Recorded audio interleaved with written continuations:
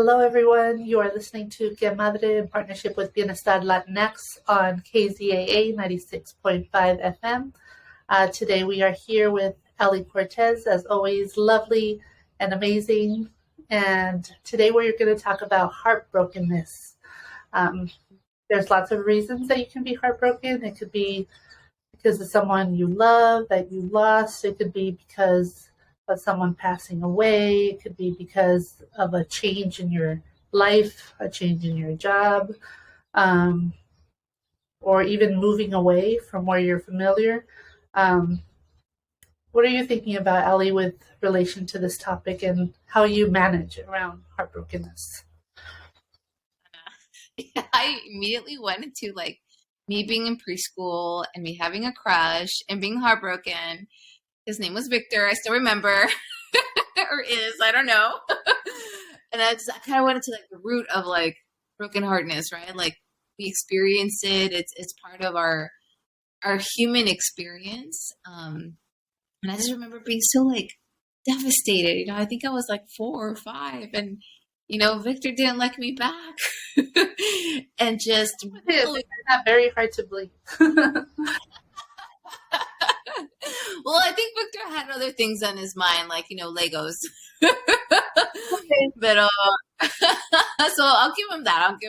But yeah, that's immediately I was like, when, can I remember my first time that I was heartbroken? I'm sure it was before that, but that,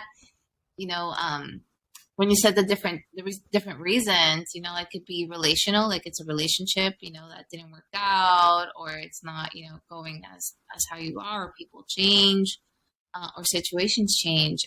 It could also be circumstances. So there's just so many ways our heart can break. And I think it also, a couple of years ago, I also learned that, where the rupture's out, where the cracks are at, that's also where the light enters. And it's how things can grow, right? Things that weren't in there now can come in that can be nourishing for your soul, for your life, for your mind, your body, your environment.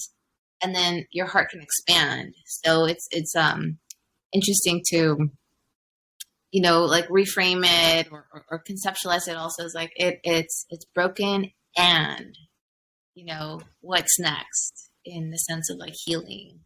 And I've only come to terms with that in the past, maybe 4 years. And even the 4 years, I'm still learning about it. But yeah, that's immediately where I went to my broken heart at 4, being 4 and just crying because Victor didn't like me. My first crush too, and I remember that because he did seem not even remotely interested in crushes or anything like that, and was still into playing with cars. I never told him until junior high. So I liked him all through elementary school and didn't tell him until junior high. Oh gosh, what happened? He became my boyfriend kind of briefly. It was a very quick relationship. But because in junior high, I feel like in junior high, you still don't really know how to have a boyfriend or a girlfriend. I know I was stressing out about all my classes and trying to get straight A's because I was that kind of kid. But yeah, I was pretty heartbroken after we broke up, even though it was a quick relationship. But I just remember diving into my studies, which has always been my MO, just diving into my work and trying to avoid the pain. So I wouldn't necessarily advise avoidance, but it is a survival tactic. Yeah. For sure. Oh, yeah. Oh, totally. Especially in the initial stages. When you are heartbroken, it's such an emotional pain that transcends your past, your present, and your future. It really, it hurts at all levels. And so, acknowledging, I think sometimes that's sometimes the heart, I'm fine, and the denial of no, I'm not broken. My heart is not broken. Psh, look at me, that's fine too. You're allowed to kind of, swim around that until you figure out okay, what is my next step? Because your life just changed. Why did it break? It's because like you are now going through a life change that you did not sign up for. It's also when you sign up for things and you're like, I wanted this, but when you're experiencing your heart breaking, is because you didn't sign up for it. It was like it's like forced on you, and now you have to change your life. You have to change your lifestyle, the way you think, the way you interact, and that's hard. So like acknowledging that and honoring like, gosh, my heart is it's broken and my life is changing now, and I'm allowed to swim with that and just kind of be in my little like maybe in a little puddle around that, and then be like, okay, now I can take into the next step, But obviously, sometimes we want to go into like that avoidance of like, I'm fine, I'm good. Look at me, I'm shining. And I've done that. And I shared with you in a conversation just recently, like how that totally backfired on me, of just being like, and what ended up happening is I ended up going into like my survival mechanisms and doing things that like trying to cope with it in a way that wasn't healthy. Yeah. So those can look like drinking alcohol, partying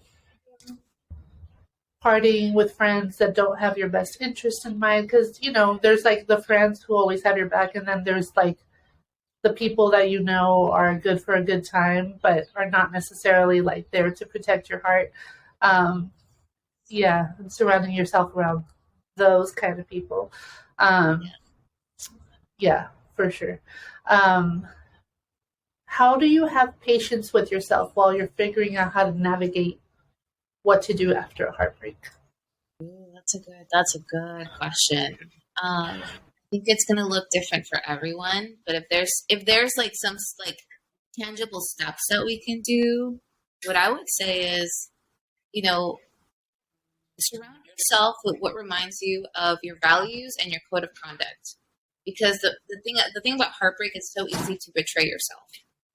Because you're in this place where like everything's shaking, te movieron el tapete, from where you were at. So you're like in the midst of falling hard down, and that's okay. It is also easy to then, betray yourself and who you are, and not lead every day by your values. So I think, doing like some journaling around what are your values, and one way that I've done this before, it's like, you just download a list of values, and then you go off by circling your top 10 values. And then out of those top 10, you choose your top 5. And then out of those top 5, you choose your top 3. And simplify it all the way, right? Because they're all connected anyways. You're gonna all those 10 values that you chose, you're still leading with those, but like the ones that are going to be your compass, your moral compass, to lead with those. And then the other one is to like remember your code, like what is your code of conduct? Who are you, right? That you don't betray your way of being, because it's a slippery slope and it's hard. Say I'm Allie, and I'm the kind of person that still wakes up at 5:30 in the morning. I'm Allie, and I'm still the person that goes, eat salads, during lunch. I'm Ellie, and I still eat desserts, because sometimes we go on the other way. It's like, I'm going to deprive myself, like you are like punishing yourself for like something that was completely out of your hands, out of your control. So code of conduct, reminding, and you might do that by like, putting pictures around you that remind you who you are, creating a vision board where you're going. And then the third one I would say is like, kind of go a little wild. Try something that you haven't been able to try. One thing that, for me, like, was like, I'm going to go skydiving, I wasn't harming anyone. It was risky. Yeah. What was that like? Oh my gosh, it's amazing. I mean, I was scared. I'm still scared. I would go again. I've gone skydiving now, I think 3 times. What? Yeah. And every time I'm still like the same, fear is still there, but it's one of those, like, I'm doing something completely out of the box. I'm not harming anyone. And I'm feeling, like I'm feeling the fear, but it's kind of like an avoidance of like the pain from like a broken heart to like I'm feeling something intense, but in a way that's like, freeing too. That's Yeah. liberating. Just to kind of recalibrate. Tandem kind, or I'm sorry, say that again?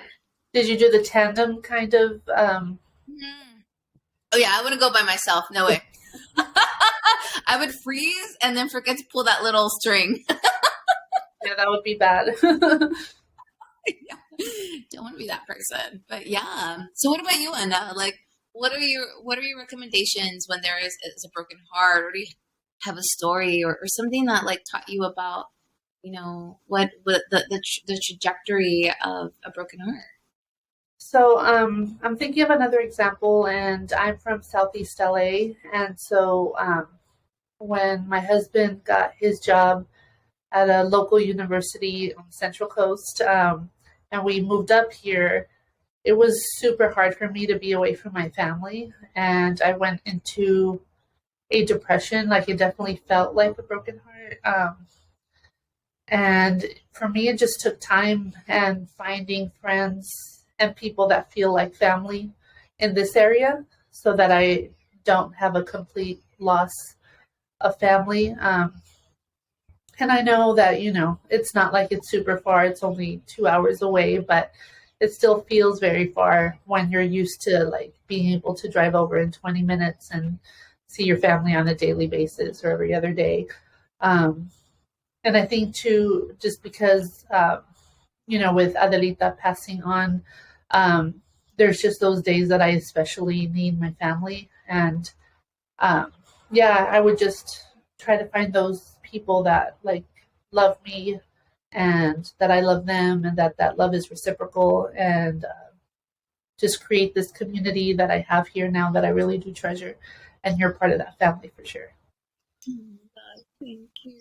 Oh my gosh, that igual corazón, same. I know that we're in this together, and that definitely when we're heartbroken, it's like we want to go into like isolation. It's like I need we go what they say, like I'm gonna go lick my wounds, and go to the forest, and it's like, but that's actually when we really need to like our family. We need a little bit of both, but family and like those like tu círculo. I love what you call it, your kitchen cabinet. Like I love that. That stuck with me from the last episode. And it's an honor. Like I know that I have a hard time doing that, and so it's just it's really special to be part of someone's cabinet and to be like, and you're part of mine. So that's beautiful. Oh, Anna. I love that. Yeah, this topic is can go in so many directions. And for those who are listening, just a reminder that you are listening to Que Madre on KZAA 96.5 in partnership with Bienestar Latinx, and you're listening to your host Annarosario Centino in Cuervo Mujer Divina, and you're listening also to Ali Cortez, who is me. So thank you for listening. We're so honored that you're with us tonight, or if you're listening to the recording. Really glad to have you in our círculo and to talk about these things that are, it's hard, like I kind of go there and I feel it in my heart. It's like, oh, these times I've been heartbroken. But then there's the other side. You also remember like, hey, I've come through it, and I can be on the other side too. So just patience. I think that's the other one. Yeah, for me, that's the most important part that I want to make sure our listeners understand, especially if they're going through a broken heart right now, is that when you're in it, you feel like you're not ever going to get past it, but you will. So just love on yourself as much as you can and have faith and try to, do those healthy steps instead of the not healthy steps to getting over a broken heart. Yeah, you'll be fine. And we got your back. We're here every Thursday, and always looking to hear, from you all on our Instagram and our Facebook in case you want to share your story. We're also, we've only had one guest on so far. That was Siobhan Hoover, who was amazing and the best kickoff guest that I could have thought of. But we will be having more guests. And if you want to be a guest, let us know. Yeah. I don't know. What else do you think you want to share with our listeners about navigating through a broken heart? Oh gosh. There's so much. I'm like, whoo, let's at what level do we want to go here? We talked about, if you're tuning in right now, we're going deep, and I think with one thing that has always helped me is like, stories. And I think storytelling is so powerful. And I love hearing stories of like someone that was going through something similar. And then, that they say, everybody loves a comeback. And because it brings hope, it brings a little light to the darkness, especially like, when you're brokenhearted and, you feel so helpless. I think that's the part that is very, you're just falling off and you're trying to catch on to something, and realizing that, it's like, actually you're not falling, you don't have to, because that's the scary thing. When you feel you're falling, you're going to go into reactive mode. I'm going to catch on to anything. And then, for me, a couple years ago, it was just like, I was just catching on to like more toxic people, because I was just, anything will do, I was like, I will catch anything just to feel some sense of safety, some sense of like, reassurance I'm going to be okay. But then I grabbed onto things that were like very toxic, and I went with it, and I was like, well, I guess this is the path I have to go. So I think I've learned throughout the years in my experience that a broken heart is a wound, really. And that, you kind of need a place to heal that. So like a spiritual temple, but also like a physical temple, like create a sacred space to heal if you're going to be alone and you don't have, maybe access to your friends, or you just need that time, or, like sometimes friends and family can be overwhelming, because like they can come across as like, okay, you got this, go, right? That's pick yourself up, like that, and you're like, I appreciate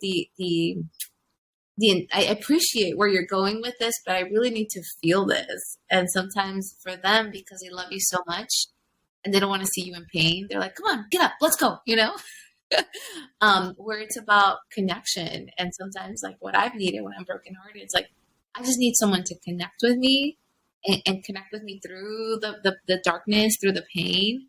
And someone who's also very receptive of other people. I also sometimes don't want that, because I don't want them to go through it because I'm going through it. I was like, I don't want to pull you into my darkness. So it's a fine line. It's a balance. Everything is good. Whatever comes up, as you're like, if you have friends like, come on, let's go, pick me up. And you know, to say, like, set your boundaries. Like, you know what, today, I just need some time. But have a place where you're going to go. What is that sacred space? Sometimes that sacred space is a car. I've been in my car, shut the door, and just let it out, release, release. So that has been, how do we release the pain? Because you are feeling it, finding ways to release it, crying. Your favorite ice cream, there's a reason why it's so cliche, but it freaking works. Yeah, what's your favorite ice cream? Oh my gosh. I think it has to be vanilla bean. I love vanilla bean. And if I had to get it from a place, I love going to, what's the place called? The Cold Stone. I love Cold Stone because they put like natural berries in there and they mix it up, so, but if, my heart is broken at like midnight, best believe I am at Vaughn's, going through like, what am I going to get? Mochi balls. Oh my gosh. Green ones from Trader Joe's. Love them, yeah. What is your favorite ice cream? What's your go-to? I do enjoy mochi ice cream, although I just discovered a new flavor from Baskin Robbins called ube coconut. And I already loved ube ice cream, but this one, combining the ube and the coconut, it's like perfect. But also anything with chocolate helps. Chocolate is always a go-to. But the one time that I know that ice cream didn't do a thing to help me was through my worst broken heart in my life. And, that's when Adelita passed. And I was straight up suicidal. I didn't want to be here. And for me, having family that came over and didn't feel the need to like tell me it was going to be okay, but just their presence of like being there was really helpful. Because I think when someone passes, it's like people feel like they need to have the perfect thing to say to you, but there is no perfect thing to say when something like that happens. No words, can really heal that wound. And for me, like, it was just so hard to not have her in my arms. And what helped me, and, not everyone is into tattoos, but for me, like, I would have friends that would give me necklaces with her name or with her birthstone and things like that. And even though I really did appreciate them and I still wear them to this day, I'm like, no, I need something like in me, on me, like, that you could see every day, no matter where I go. And so I got her name tattooed on me here next to my heart. And for me, that helps so much. I didn't realize how much it was going to help me, but just having that daily reminder that, yes, she's with you, even though you can't see her, you at least have this tangible thing that you can touch and that people can see, to keep her memory alive every day. Oh my God, that is so beautiful. That is so beautiful at so many levels and so human. And I think when it comes to tattoos, like, people can be judgmental about them, or but like they're so important to respect them and like adore. Like you wanted that because it means so much to you. And you made me remember like that. I have 3 tattoos, and all of them have been around that, like wanting to connect at a deeper level. And there's something about ink being on you and being like embedded in you. That's an experience of like, this is who I am now. And I'm going to carry that with me with pride and joy and sadness too. Like all of it. Like I will acknowledge my human experience and like have it, embedded in me, literally. Yeah. I have a tattoo. It says love. And this one came out of like also a broken heart, or like out of a toxic relationship. And it came from like the process of like grieving and hurting, forgiving. I think I had to go through a lot of like forgiving myself, through the choices that I made and making myself accountable. At the same time, not saying, oh yeah, it was completely my fault, but that took some time to get there. And I remember being at a place where I was like, I just want to make all my choices based on love. I don't want this experience to define me as someone who's not going to be jaded or is going to be like, I'm going to be angry. Yeah. Anger can be very good too. I want to remember to always come from love and not from fear. And so I put it on my hand because I was like, I want to always remember that. So like, if I'm having a moment to just turn around and be like, oh, that's right. I'm going to come from love. And so, yeah, I love that you brought up tattoos because that's important. And to like, one, if that's where you're at, like, go for it, 2, don't judge other people's tattoos or just be like, oh my God, like, especially like, I know like my mom is like, no vayas a agarrar otro tattoo, okay? Ya no tengas más. They're kind of addicting though. Like, I feel like once you have one, you want more. Yeah, I have 3 right now. But I think I'll probably get another one at some point. Okay. I feel like we might have a little field trip. So I've been thinking about getting another one too. Oh, Yes. I just don't know where. I'm kind of a weenie. Okay, I'm just gonna put it out there. I'm kind of a weenie. One of my concerns is like, is it gonna hurt?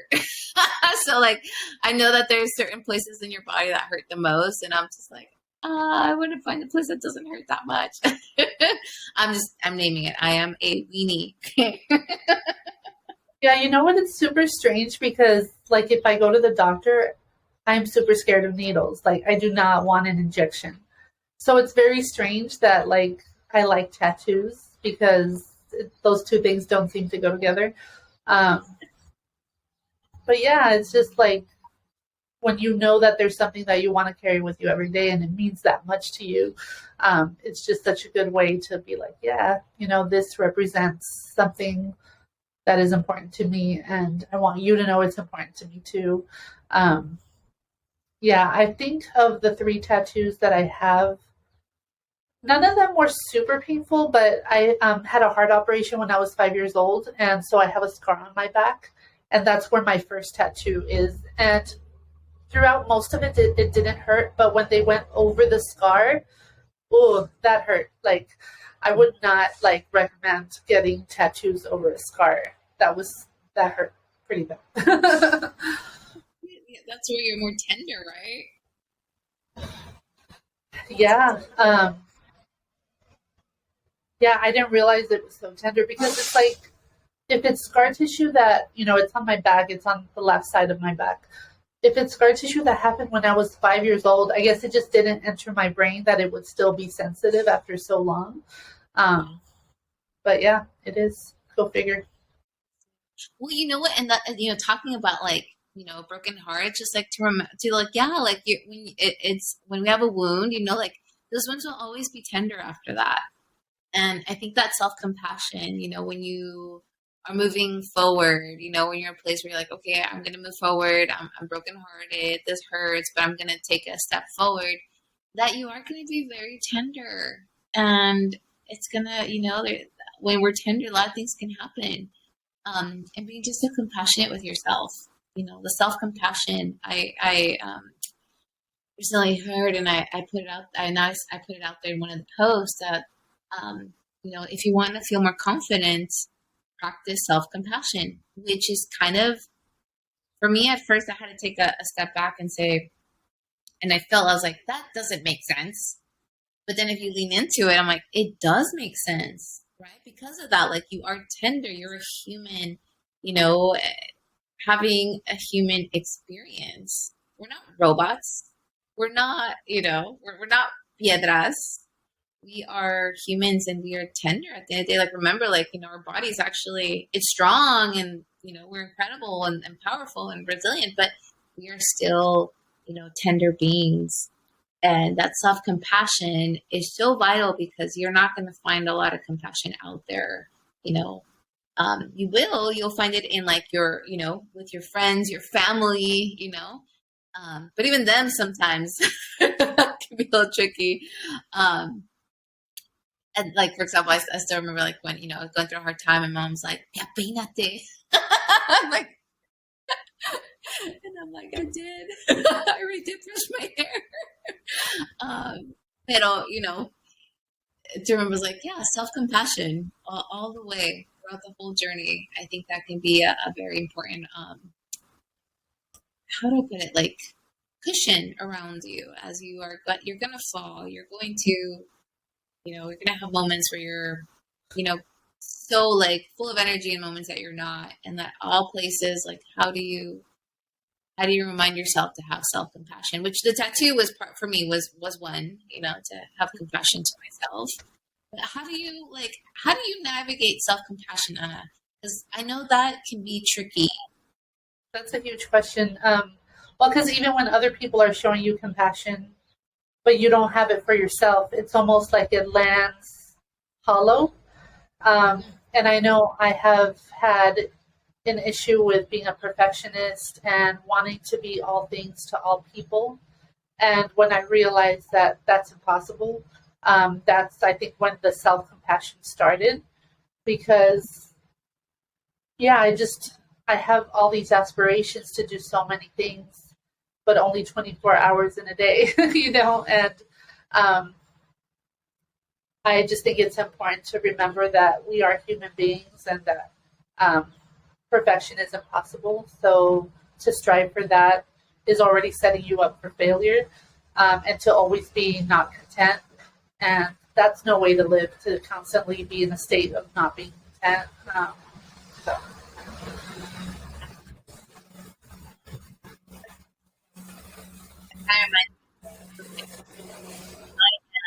Human being, not a human doing. So are you experiencing, life at everything that's around you? And permission, we've talked about patience. We've talked about, values. We've talked about, be staying true to yourself throughout like the broken heart. How do you do that? Creating code of conduct, the patience, how important self-compassion. And then the other one is like, persistence, like be persistent, like you're going to get through it. Just remind, like, this too shall pass. There will be other days where I will find a glimmer. And there's days where I'm going to be super triggered, but there's going to be days that I'll find more glimmer than triggers. And every day at every corner, you don't know what you're going to find. It's going to be either something that's triggering or something that's going to be a glimmer in your life. And sometimes you strike gold, like for me, when I strike gold, it's because, I'm eating ice cream. So like, yes, gold. But glimmer can be for me, like, just seeing a ray of sunlight hitting that spot on that rose that just feels like a divine light. And that for me is a glimmer, right? So finding those things, and being aware of that, and just persistent, like this too shall pass, and reminding yourself that you are a human being and not, you don't have to always be doing. So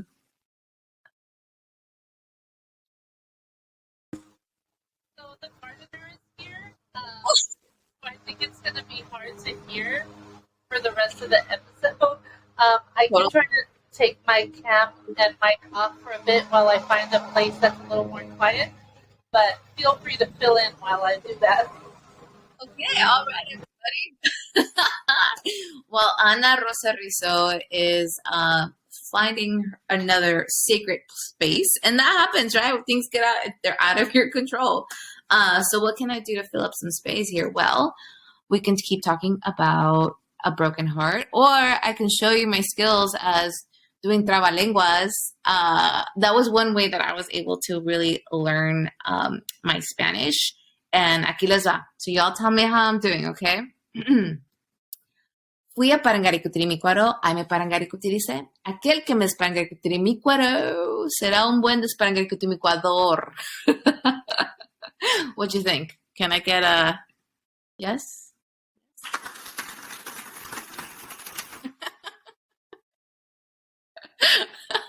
This is what I do to entertain myself. And you know why? Because when I was growing up, my parents had to find ways to entertain me. So they did this. They would, like, hey, repeat after me. And we just went over and over and over trabalenguas. And I appreciate it. I got to also ask a lot of questions like, ¿qué significa parangaricutirimícuaro? And my favorite one was, and this is a classic one, tres tristes tigres tragaban trigo en un trigal tragaban tres tristes tigres. And I just remember going over and over and over with my parents because I was also an only child for 13 years. So they had to be very strategic on how to keep me engaged and, keeping myself out of like getting in trouble. So we would just sit down and they'd be like, here's a challenge. Can you do this trabalenguas? And it was tres tristes tigres. And you can imagine my little self, just like tres tristes tigres. But it also, again, it helped with my Spanish so much because era como a way to connect with, like the language and ask, like, what does it mean? Why are the tigers sad? And what does it mean to tragar? It was, I remember those being beautiful moments to connect with my parents. And I feel like it also led to questions about my grandparents and like, what's trigo? And then, my parents would say like, oh, pues tu abuelito crecía trigo y crecía corn, and just, getting a visualization, especially, we didn't have much when I was growing up. We came from Mexico and we didn't have much. And, all we had was, our words and songs and a guitar. Oh, I see Annarosario. Welcome. Back, girl. Lenguas, I knew the parangaricutirimícuaro one, but I had never heard the tristes tigres. There's no way I'm going to be able to say that one. Yeah, I know, that's so bad. I didn't know you were listening. I'm all having like, a little history class about, trabalenguas. But yeah, I so appreciate it because it took a long time to learn that, but I feel proud every time I can say it. And I was just saying like that created more stories. I would always ask like, well, why are the tigers sad? And like, just, I was always a very in tune to emotion. So it's just interesting the questions that popped out for that. And like, I was like, what is Parangarigutrimiquaro? And like, there is really, it doesn't mean anything. It's just really, It doesn't mean anything, right? no, no, no. But my parents were like, like, because I was like, well, it sounds like Popocatepe, and then they would explain and like why, how like they've been to Popo and like La Mujer Dormida, which are like these beautiful like mountains, and it just always transcended me. Like when we had nothing to visualize, like further away from the tiny room we were in, and to visualize the mountains, like I had at that point, I was like little, and I hadn't gone back to Mexico. I was very fortunate that we were able to, get documentations to be able to go back, and then residency, and then, finally citizenship. But, for a long time, it was just more visualization, especially we didn't have internet those times. I mean, we're thinking about like the early 90s. No cable, not even, I couldn't even get PBS. So my parents had to be very, very strategic on like, keeping me engaged and like, talking to me about school. And, but yeah, so I have this like sweet spot with trabalenguas in Spanish that just, makes my heart so happy. So yeah, tres tristes tigres tragaban trigo en un trigal tragaban tres tristes tigres. Wow. And that's, talking about broken heartedness, sometimes tragas, you're like, I'm just going to eat because you're sad. And that's okay. And that's okay. It's just about bringing balance and recalibration. So bringing it back to like, today I went off the rail and ate X, Y, and Z, and I'm going to balance it out. I'm going to bring in balance, bring it back to the balance. There's no, So earlier you said you were one of those people that eat salads during lunch. On a good day. And it depends.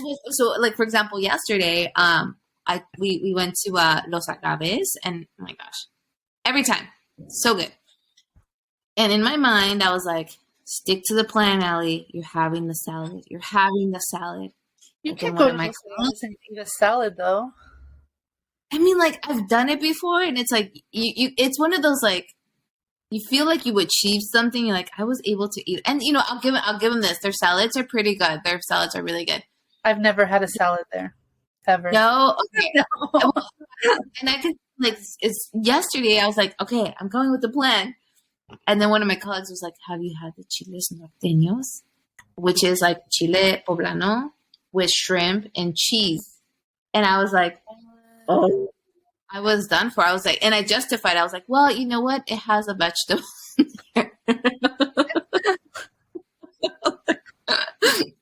And that's how I ended up going. I'm. Chocolate comes from a plant, so it's basically a salad. Right? Okay. See? Thank you. Thank you. Oh, yes.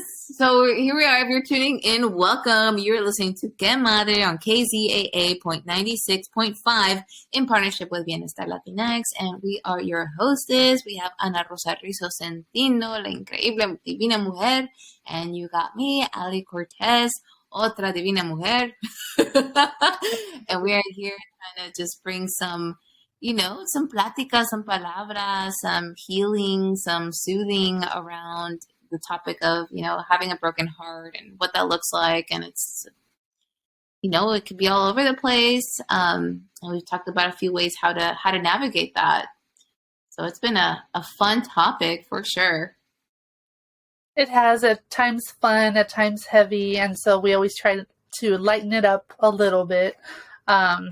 We did talk about ice cream and chocolate. So to me, those are light, fun things to talk about. I haven't had enough chocolate in my life. I have to tell you, Ellie, I need more chocolate in my life. Amen. You know what? Is it because you haven't found the right chocolate?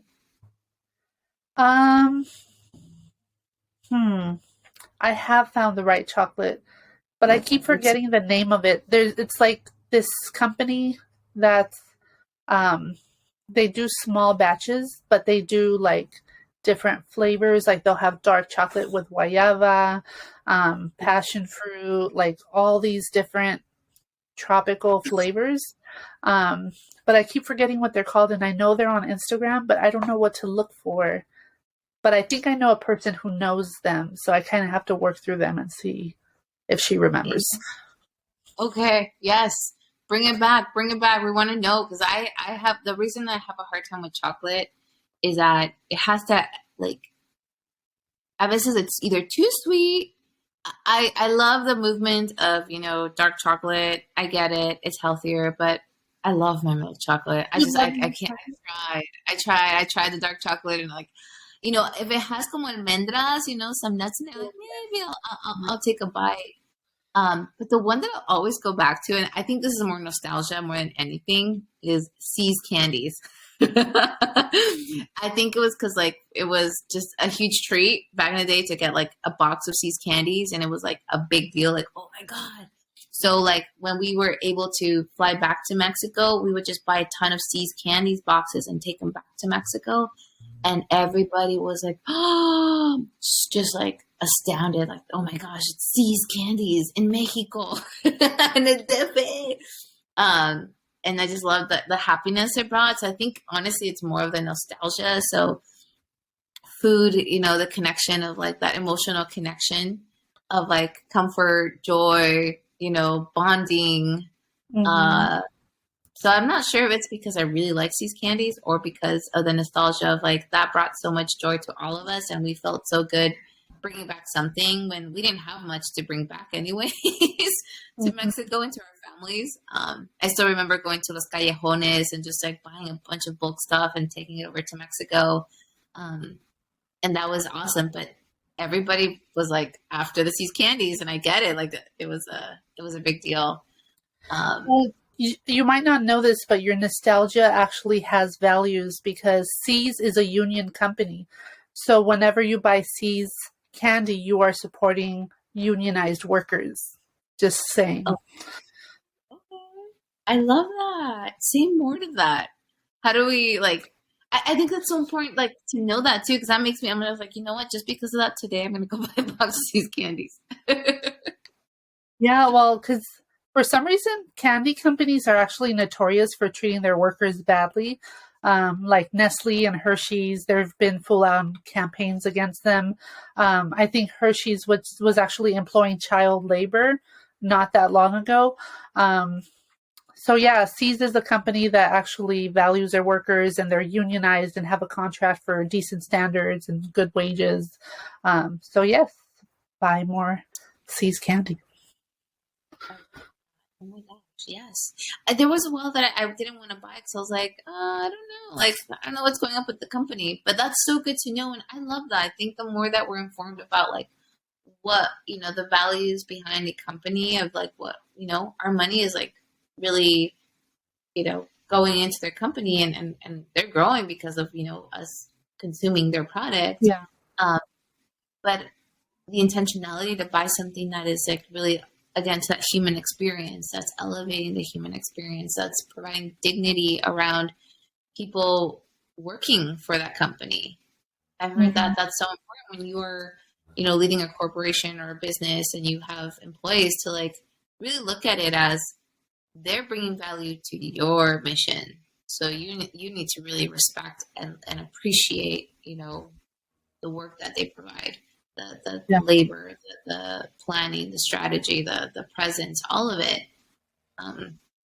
Well, because your money is really a way that you're voting, right? Because the more money you contribute to a company, the more they grow, the more their profit is. So it's like if you're voting for good companies, then that helps those good companies grow and be sustainable.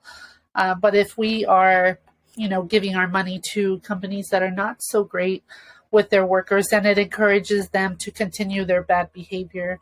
That's why we hear of things called boycotts, right? Which is something that Cesar Chavez and Dolores Huerta taught us about when we, participated in the Great Boycott. So, it's just something that I like to think about whenever I'm spending my money anywhere. It's not like I have a lot of it, but when I do spend it, I want it to be somewhere that Yeah, it's good. And it's hard to always know. So it's just important to do your best and research as much as you can. Like, for example, Apple. Um, Apple has not had the best conditions, but the first ever Apple store just unionized, so there's progress there. So little by little, and Starbucks too. There's several stores now that are unionized, and the Goleta one, I believe they just had their vote. I don't know what the outcome was, so I can find out and let you all know on our next episode. Yes. I love that. That might be like something that we do. Like, it's like, bring in, we're like, hey, this company we love because X, Y, and Z, like, and I think that's a really big, um, what I guess I love how he says, like, it's your vote for that company, right? Like you are, you're part of that. So we all play a role in all of it. So that's so important, that conscious awareness, of where I'm going to take my time and my money, and, because I worked hard for it too. And I love, keeping those things sustainable. I love that. I love that. And that kind of brings me back to, like, healing, right? When you're going through, your heart is broken for all the reasons that you have experienced, that now your heart is breaking, to invest in yourself, vote for you, and investing in yourself. And that could look in so many ways. It doesn't have to be like, oh, I'm going to have a full on spa day. It Although could we be should like, do that though, Ellie. oh, yes. Oh, yes. 100%. Yes, yes, yes, yes. If you can, right? Also, like, investing in, like, time for yourself, and, like, going for a hike, being in nature, setting yourself up with a massage, like, one of the things that I've been neglectful, and I'm going to say this really, I'm going to say it very forward, and something my body has been asking for, and I haven't done it, is to go get a massage. I've said it so many times, and I'm not doing it. And I'm like, you know what? Tiene que ser, right? So I'm putting it up in the air because accountability. When you say it, you're like, okay, you feel more accountable to do it. After we finish this episode, we're going to make an appointment. Deal. Little Rainbow Spa. I've never been there. I've always been curious about it, but I've never been there. Yes, yes. And they have like a few little, areas, businesses around town. You can go in and just, get a massage, and your feet. I think also, you know what? Ooh. Something that my mom recently said that really struck me. I was going through I was really, really burnt out a couple months ago. And she's like, you need to come over and I'm going to take care of you. She's like, let me be, let me take care of you. And I said, no, like, right now I'm just busy. She's like, te me vienes para acá. And, I was like, okay, mom. And she did something that at first I felt like, no, you shouldn't be doing this. And she's like, I'm going to massage your feet. And I said, no, no, no. And she's like, quítate los zapatos, yeah. And I was like, okay, mom. And she's like, mija, los pies los tienes bien secos. It's so important that you take care of your feet. They are a really important part of your body too. And I know you put shoes on them and you just go, go, go, go, go. But this is a really big indicator as to why you're burned out. You're not even taking care of your feet. She's like, all you have to do is put some lotion on, and she gave me a massage, and like I felt this release all over. And since then, my hands too, like, if there's something I can do in the moment when I'm feeling really stressed or having a hard time, is just put a little bit of lotion and just like massage my hands. Mm-hmm. That touch, like that self-touch of like, okay, I'm here. I got this. I've learned in the couple I've been trying to doing it more often too. It does make a difference. It's Yeah, kind of like transferring.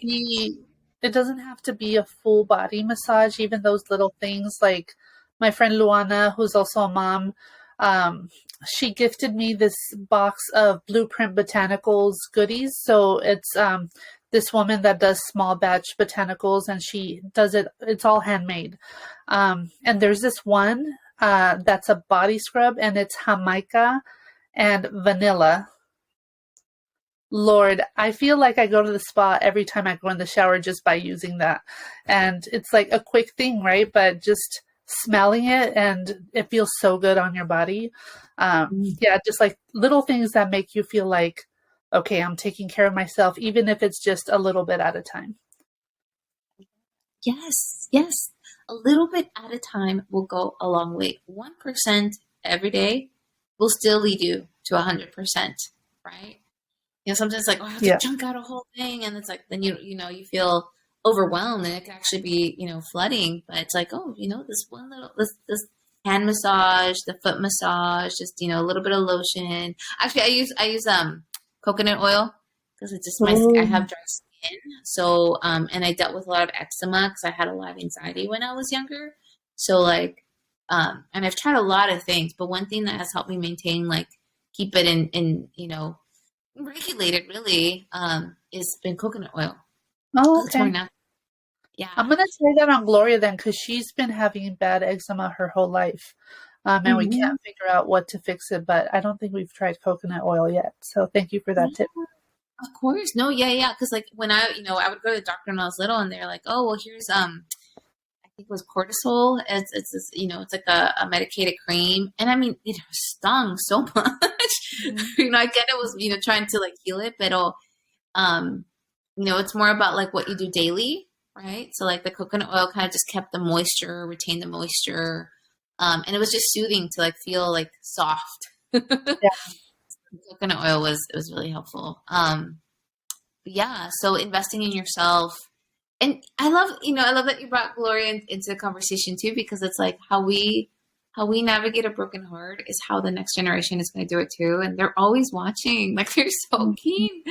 Um, so like for example, with my students, I remember when I was working at a junior high, and they would tell like, Miss Allie, are you okay?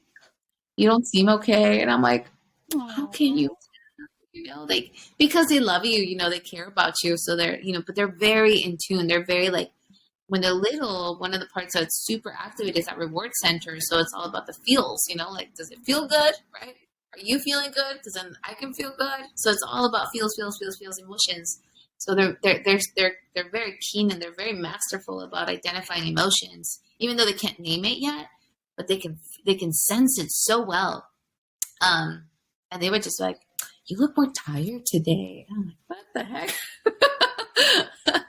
um, but they're, how we, and I learned with them. I was like, "Yeah, I'm going through a hard time and being vulnerable. Like, I'm having a hard time. I'm a human, and I'm sad, and I showed up, and I'm glad that you're here with me, and how we navigate a broken heart is also part of like what we're teaching, what we're modeling.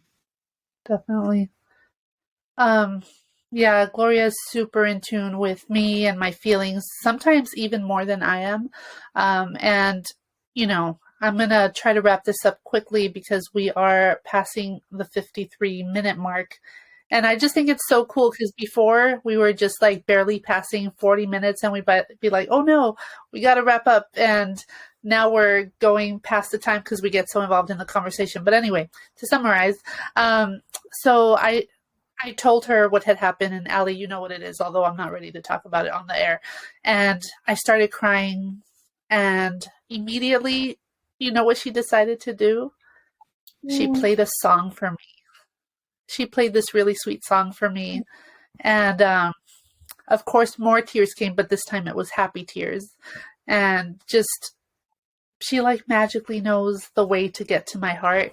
Um, And in that moment, I felt like, okay, even though this is really hard right now, we're going to get through it and it's going to be all right. Oh, my heart just exploded with joy right now. I can just see that. That is beautiful. Oh my gosh, Gloria. Besotes donde estés ahorita. You are. She is magical. She's such a queen. Like she just, the energy she brings, the questions she asks. Like, my gosh, girl, like you're so open to the world, and she inspires me. Anna, she is a branch of you, girl. So, yeah, that this conversation can. I think we're gonna have to do a part two because there's so much to say. But overall, just to for my summary of it is like it's a human experience. That too shall pass, and don't betray yourself, right? Don't betray yourself. Stay true to yourself, and you'll find your way. You'll find your way. So that's my summary of it. Anna, what's your summary? And then we'll say goodbye for now. You'll be okay. And if you don't have a ton of friends in your life, just know that we're here. We are on every Thursday at 6 p.m. And we have an Instagram as well as a Facebook, so you can reach out to us there. And you have been listening to Que Madre in partnership with Bienestar Latinx with the lovely, amazing Queen Ali Cortez and Annarosario Centino, tu servidora. Hope you have a beautiful day, and we love you.